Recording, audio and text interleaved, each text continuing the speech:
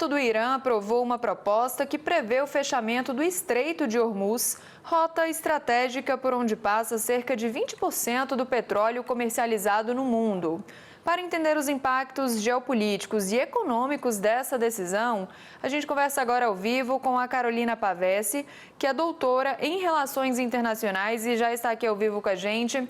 Carolina, bom dia, bem-vinda ao Agromanhã.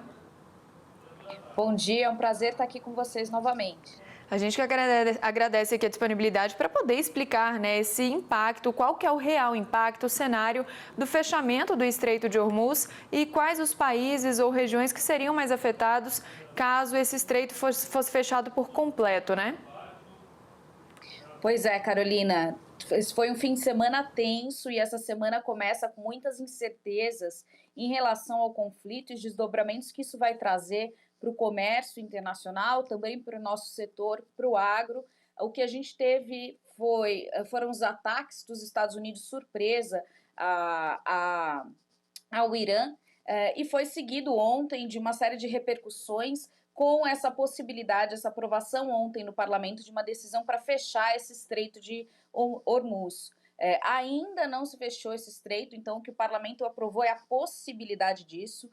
Ainda se especula se o Irã vai fazer realmente esse fechamento, porque é um canal de 55 quilômetros no Golfo Pérsico, muito estratégico, onde circulam as mercadorias e principalmente os commodities, das exportações de commodities e aí de petróleo e de gás, não só do Irã, mas também de países como a Arábia Saudita, Emirados Árabes, Catar e o próprio Iraque. Então, países muito importantes no setor petrolífero, membros da OPEP e que vão ficar atingidos se esse estreito for fechado. Isso vai ter uma repercussão imediata sobre o preço dos combustíveis, principalmente sobre o preço do petróleo, já que, como você pontuou, 20% das exportações de petróleo são aproximadamente 20 milhões de barris diários que passam por esse estreito.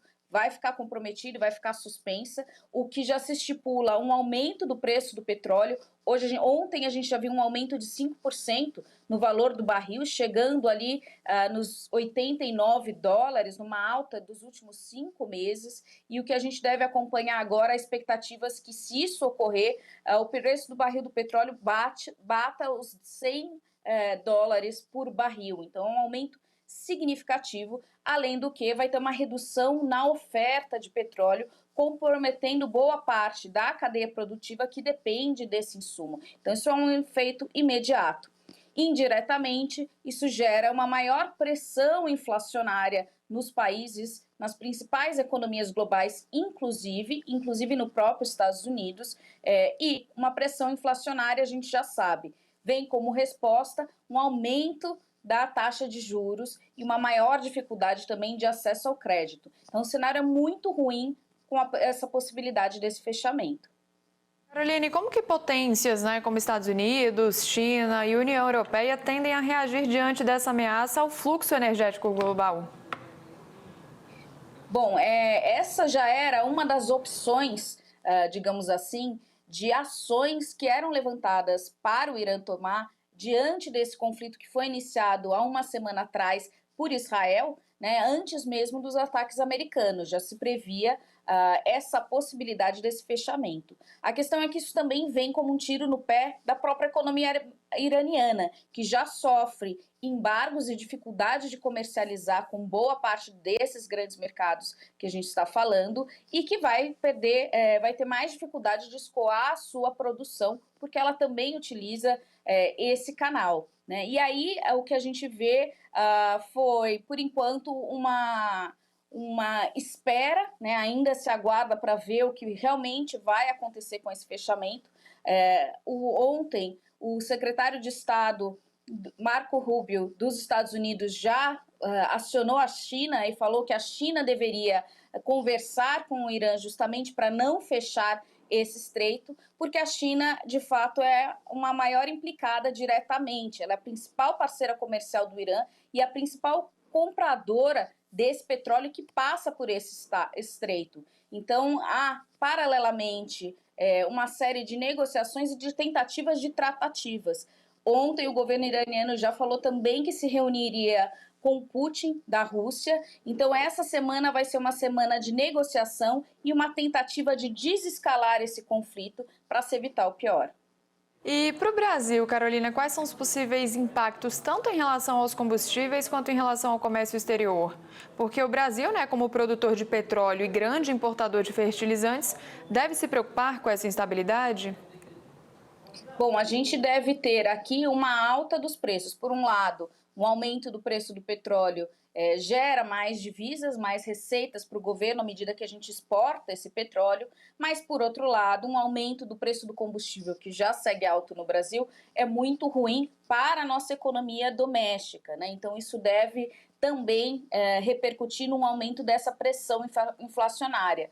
A gente também já vem num histórico de aumentos sucessivos da taxa de juros, que não têm sido recebidas muito bem pela economia, pelos setores produtivos, e essa crise ela dificulta a possibilidade da gente ver uma diminuição significativa dessa taxa de juros também.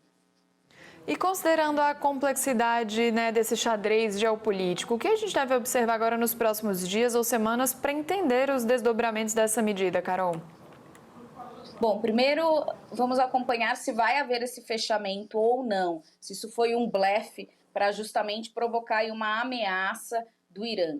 A segunda será como essas outras potências vão intervir nesse conflito, principalmente esses países aliados do Irã, mas também os países que fazem uso desse Golfo, que devem também pressionar o Irã contra essa medida. Depois a gente precisa acompanhar também como os Estados Unidos irão reagir.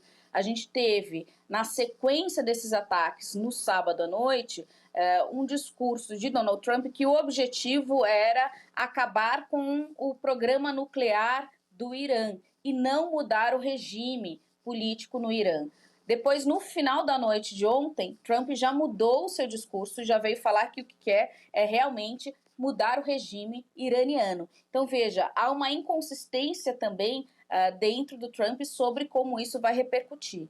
Haverá também um impacto sobre parte do preço de alguns commodities, né? O Irã é um exportador importante de grãos e de nuts como pistache, o maior exportador mundial de pistache, depois exporta muito tomate também, peixes e também açafrão, que para a região é um ingrediente importante. Então isso deve comprometer esse comércio bilateral do Irã com seus principais mercados, principalmente os Emirados Árabes, a China e a Espanha. É isso, Carolina Pavese. Algo mais que eu não perguntei que a senhora quer aproveitar o espaço aqui para acrescentar? Eu acho que é um período de muita cautela, a gente precisa ir acompanhando essas notícias e essas peças do quebra-cabeça que vão sendo apresentadas para a gente poder prever esse cenário e também se planejar, né? E acho que essa pressão sobre o preço do petróleo novamente reforça a necessidade também da gente investir cada vez mais na diversificação da nossa matriz energética e um programa de descarbonização da economia, inclusive da agricultura, para que a gente fique menos exposto a riscos como esse. É isso, Carolina. Obrigada pela participação, pelas informações, viu? Foi um prazer e uma ótima semana para vocês.